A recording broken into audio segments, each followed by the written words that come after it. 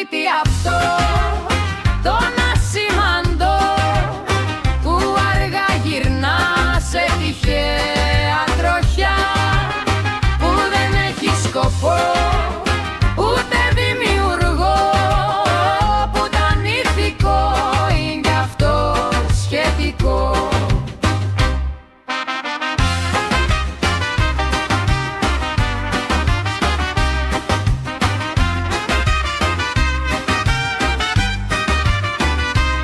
Λέω πως πρέπει απ' την ιστορία να φύγει η δουλεία και ο ρατσισμός, να φύγει η πείνα, η αρρώστια και η βία, να επικρατήσει ο ανθρωπισμός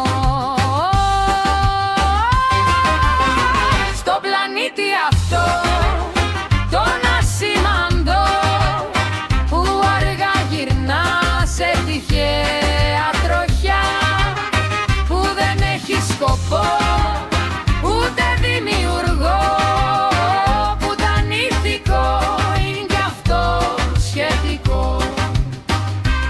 Πρέπει αμέσως τώρα να πάψεις φασίστας, να σε και σεξιστής.